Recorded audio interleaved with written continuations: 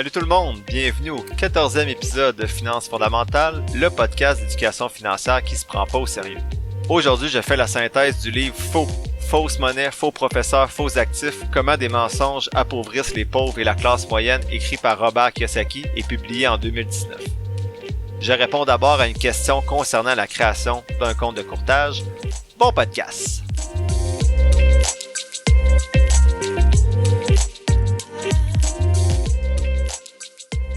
Bienvenue tout le monde au podcast aujourd'hui. Avant de commencer la synthèse du livre, je réponds comme d'habitude à une question. Cette semaine, j'ai reçu une question de Marc sur Gmail. D'abord, merci à Marc qui a voulu m'encourager en disant que j'étais le podcast québécois qui l'avait le plus influencé.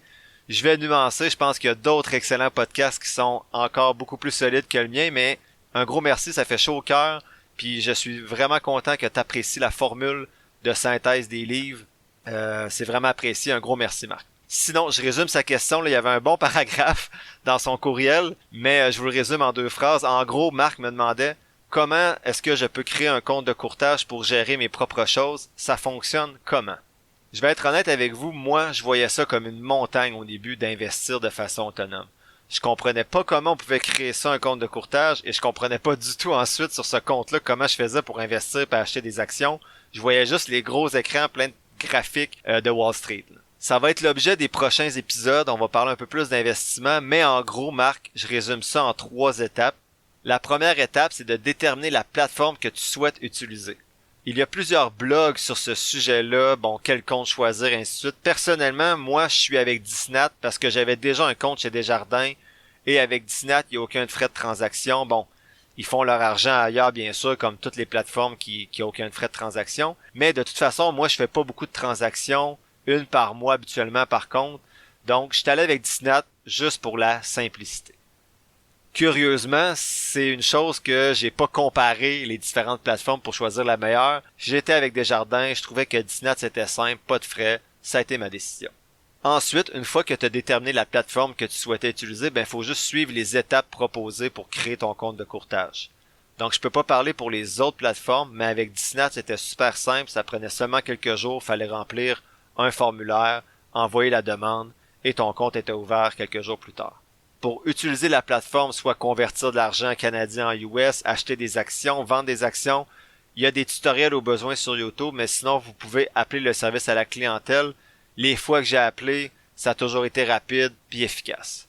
Pour être honnête avec vous, je suis pas plus brillant qu'un autre. Moi, ça m'a pris 2 appels au début pour bien comprendre d'abord les frais de conversion. Il y avait un certain délai que j'étais pas au courant. Et également comment bien vendre et acheter, parce que j'avais un petit stress au départ d'acheter ça tout seul. Mais c'est ce 20 minutes-là passé au téléphone, j'ai pu rappeler depuis, puis maintenant, je suis seté jusqu'à la fin de ma vie pour être capable de gérer moi-même mes finances à partir de ce compte de courtage. Donc, créer un nouveau compte sur une plateforme de courtage, c'est simple. Vous allez compléter un formulaire. Si vous souhaitez transférer vos fonds d'ailleurs vers votre compte de courtage autonome, c'est un peu plus... J'allais dire un peu plus lourd, mais c'est pas plus lourd, c'est plus long. Donc, vous avez des formulaires à remplir. Vous devez également, parfois gérer la colère de votre conseiller qui va perdre sa vache à lait puis qui essaie de vous faire peur en disant que vous allez perdre votre argent. Bref, ça dépend des conseillers. Pour le REER et le CELI, le transfert dans mon cas était simple. J'ai rempli les formulaires qui prennent quelques temps à remplir. Puis ça prend environ 2-3 semaines. Et ensuite, tu vas voir l'argent apparaître dans ton compte de courtage. Si tu avais des REER et des CELI, sache que tu peux faire le transfert directement dans ton REER ou CELI personnel dans ton compte de courtage. Donc, c'est pas comme si tu faisais un retrait de ton REER ou ton CELI. Donc, tu n'as pas de conséquences fiscales à faire ce transfert-là. Bon, maintenant, pour le régime épargne-études, lui, je peux dire que je trouve que c'est plus lourd à gérer. Ça serait, selon moi, le dernier compte que vous devriez transférer une fois que vous êtes vraiment à l'aise avec la gestion de vos finances. Sinon, je pense que c'est peut-être mieux ce compte-là de le laisser avec un conseiller. En effet, le régime épargne-études, les intérêts composés ont un petit peu moins d'impact parce que vous allez peut-être l'avoir pendant 15 ans, alors que votre REER, ça va peut-être être 30-40 ans. Donc, il y a un petit peu moins d'impact et le régime épargne enregistré d'études, il est plus complexe à gérer. C'est possible de le faire, mais c'est un petit peu plus complexe. Personnellement, il a fallu que je m'approprie différentes lectures pour être en mesure de bien le gérer, mais maintenant, ça va bien. Dans tous les cas, je vous invite à magasiner le conseiller financier avec qui vous allez travailler et également les fonds dans lesquels vous allez déposer votre régime épargne-études. Si vous faites affaire avec un conseiller, bien sûr. Donc, c'est pas mal ça, Marc. C'est pas sorcier, mais il faut se créer un compte pour commencer. Il y a d'autres plateformes qui existent qui sont peut-être plus simples, je ne sais pas. Il y a Will Sample, BNC. Il existe d'autres plateformes, à vous de voir laquelle vous préférez. Donc un gros merci pour ta question. C'est difficile de répondre en audio parce que je peux pas vous montrer ce que je fais à l'écran, mais il y a plusieurs tutoriels qui existent en ligne pour te guider au besoin. Maintenant, pour la synthèse du livre de Robert Kiyosaki qui s'intitule Faux, fausse monnaie, faux professeur, faux actifs, comment des mensonges appauvrissent les pauvres et la classe moyenne. En introduction, comme le dit le titre, ce livre parle de fausses monnaies, de faux professeurs et de faux actifs. Je vous le synthétise, mais c'est un livre, selon moi, beaucoup moins marquant que le premier qu'il a écrit qui était Père riche, Père pauvre que je résume dans l'épisode 7. Donc son premier livre m'avait marqué, celui-ci m'a laissé plutôt indifférent, mais il y a quand même certains petits éléments à retenir de ce qu'il propose. L'auteur dit d'abord que la fausse monnaie vous rend pauvre. Il parle qu'il existe 3 types de monnaie. Le God's Money, donc l'argent de Dieu qui est l'or et l'argent. La monnaie du gouvernement qui est les dollars, les euros, les pesos, ainsi de suite. Et l'argent du peuple qui est le Bitcoin par exemple, Ethereum. L'auteur dit qu'on devrait investir le plus possible dans l'argent de Dieu, le God's Money qui est l'or et l'argent, mais pas à la bourse. Pas dans des FNB qui suivent l'or. On devrait investir dans du vrai or et de la vraie argent avec des spécialistes. Ici, pour être tout à fait honnête, je trouve qu'on commençait à déraper un petit peu. J'ai décroché un peu, puis même si je comprends que la monnaie des gouvernements perd de la valeur avec l'inflation et qu'en vrai, ça vaut pas vraiment quelque chose, ton billet de 20$, c'est qu'on lui accorde une valeur. Mais bon, à un moment donné, il faut quand même faire confiance à la vie, sinon on va virer fou. Donc, il y avait un petit peu une teinte de complotisme dans ce bout de livre-là. Donc, l'auteur parlait de son expérience au Vietnam, de s'être fait avoir en achetant de l'or derrière les lignes ennemies, mais il nous dit d'aller acheter de l'or alors que nous, on connaît rien à ça. Donc, j'étais vraiment un peu confus dans ma lecture. Donc, en plus de son aventure héroïque au Vietnam derrière les lignes ennemies, l'auteur parle aussi qu'il a rencontré un gourou indien qui portait de l'or partout sur lui, puis il a demandé pourquoi tu portes de l'or. Puis le gourou indien a dit parce que c'est la monnaie de Dieu, puis là, lui, il l'a cru. Moi, je me dis, ben oui, il porte de l'or partout sur lui parce que c'est la monnaie de Dieu. Bon, ça, c'est mon opinion à moi, mais j'ai décroché un peu ici. Donc, j'ai pris moins de notes sur la fausse monnaie, j'en suis désolé, mais c'était vraiment pas une partie du livre qui me rejoignait. Son deuxième point majeur, c'est que les faux enseignants ne vous apprennent rien sur l'argent. Il dit que les enseignants sont formidables, mais que l'école ne nous a rien appris sur l'argent. Il dit que les vrais enseignants sont pas à l'école, ce sont des mentors sur le terrain ou ce sont vos propres expériences qui vont vous enseigner les vraies choses. Enfin, il dit que l'école donne pas droit à l'erreur, alors que dans la vie, l'erreur permet d'apprendre. Si tu fais plus d'erreurs, c'est parce que t'es plus en train d'apprendre. Je vais vous avouer qu'ici, je suis un peu plus d'accord avec sa vision des choses, quoique les contextes d'enseignement sont différents ici qu'aux États-Unis. Je l'ai dit dans l'épisode 7 lorsque je faisais la synthèse de son premier livre, je crois que le système d'éducation s'est en partie ajusté au Québec par rapport au domaine financier et qu'il faut faire attention parce qu'à cet âge-là, on est souvent peu intéressé par la matière présentée ou de la façon dont elle est présentée. Troisième point, c'est que les faux actifs enlèvent de l'argent de vos poches. Donc l'auteur à ce moment-là revoit la différence entre actifs, donc qui met de l'argent dans vos poches, et passifs, qui enlèvent de l'argent de vos poches. Il redit qu'il faut savoir utiliser la dette pour acquérir des actifs, que juste épargner, ça fait pas le travail pour devenir riche. J'ajouterai et je nuancerai en disant rapidement, mais comme on l'a vu dans le livre de Nicolas Bérubé, on peut devenir riche si on est patient, mais si on veut devenir riche vite, oui, il faut utiliser l'effet de levier. Ça peut fonctionner, mais ça a le plus de risques bien sûr. C'est pas ma stratégie, sauf pour l'immobilier peut-être un jour. Ceux qui sont moins familiers avec l'expression effet de levier, ça veut dire que tu vas emprunter pour investir. Par exemple, tu vas emprunter sur ta marge hypothécaire 50 000 $ pour l'investir dans ton CELI. Ce qui est bien, c'est que tu peux faire des rendements à partir de l'argent qui n'était pas à toi, qui n'existait pas, que tu n'aurais pas pu faire ces rendements-là. Donc, exemple, tu places 50 000, on va dire que tu es chanceux, tu fais 10% de rendement, tu fais 5 000, puis que ta marge hypothécaire est à 5%, donc tu as fait 5 000, tu dois rembourser 2 500 pour rembourser ta marge hypothécaire, mais tu as quand même fait 2 500 $ que tu n'aurais pas fait si tu n'avais pas utilisé l'effet de levier. Faut être prudent par contre, je recommande pas d'utiliser l'effet de levier, c'est pas une de mes stratégies comme je viens de mentionner. Il y a plusieurs auteurs qui disent que c'est très risqué, mais c'est une stratégie parmi d'autres qui existe, puis je voulais juste vous mentionner c'était quoi l'effet de levier.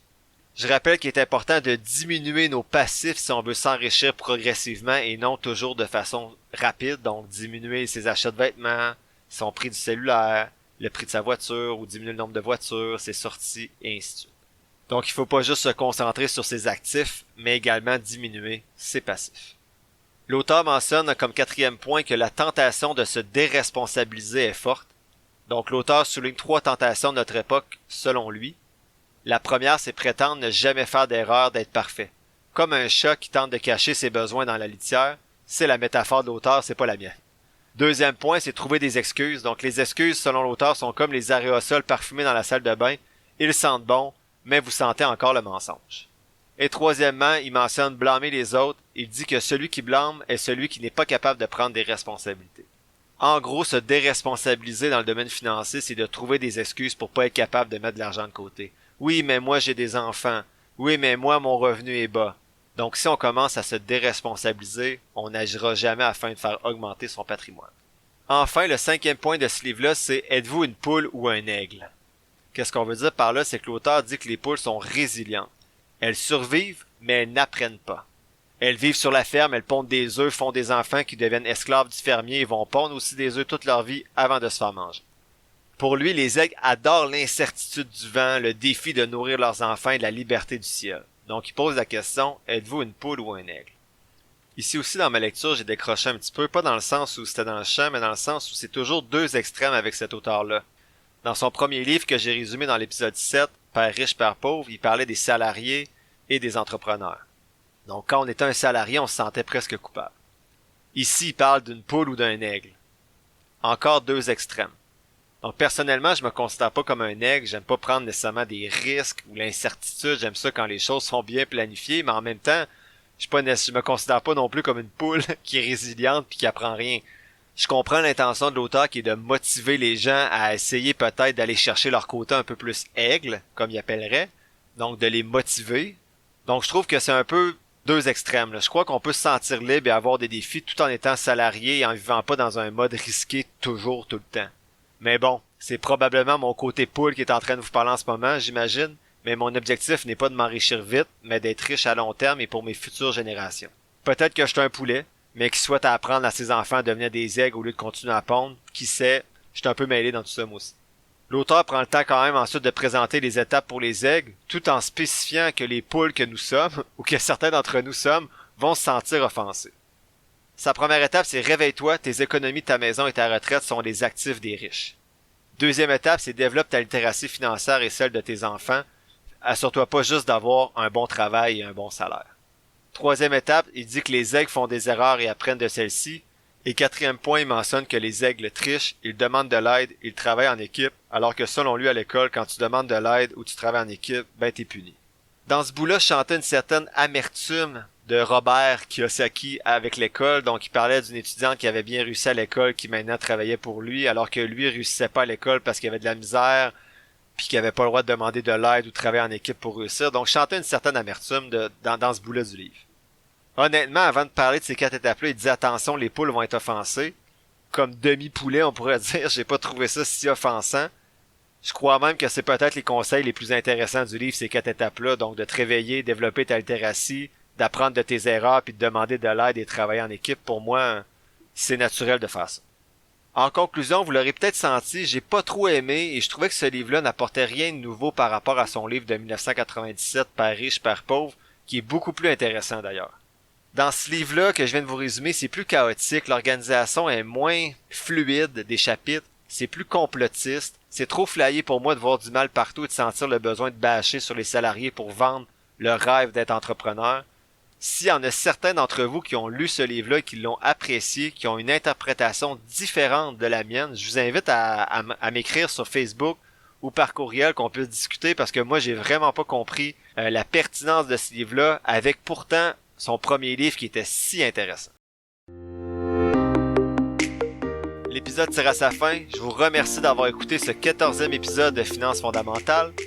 En résumé, attention de vous concentrer sur des actifs, exemple des actions en bourse, et de diminuer vos passifs, donc tout ce qui enlève de l'argent de votre poche.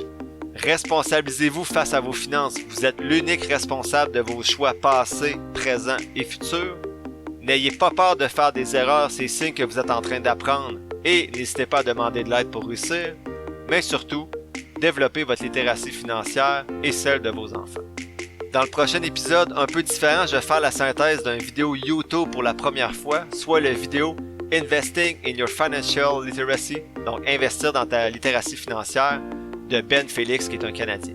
Ceux qui sont intéressés, je vais partager cette semaine sur la page Facebook de Finances fondamentales un tableau synthèse de 3 compagnies analysées en bourse avec mon outil, soit Parex Resources, pxt.to, SIGA Technologies, SIGA, et Valueline, VALU. Comme d'habitude, si vous avez apprécié l'épisode d'aujourd'hui puis vous sentez que le podcast en général a vraiment une plus-value pour vous en ce qui a trait à votre apprentissage du domaine financier, je vous invite à vous abonner au podcast ou à la page Facebook de Finances fondamentales ou les deux, à partager l'épisode avec votre entourage et à m'écrire si vous le souhaitez à financesfondamentales@gmail.com ou directement sur la page Facebook de Finances fondamentales après que vous soyez abonné. N'oubliez pas que je suis pas un expert ou un gourou de la finance, juste un gars qui triple là-dessus puis qui partage ce qu'il apprend avec vous. Prenez pas ce que je dis pour du cash ou comme une recommandation d'achat. Faites toujours vos propres recherches et développez votre littératie financière. Sur ce, merci encore pour votre écoute. J'en reviens pas comment les codes d'écoute augmentent à chaque semaine. Je suis vraiment content que vous soyez au rendez-vous. Et on se dit à la semaine prochaine pour le 15e épisode de Finances fondamentales.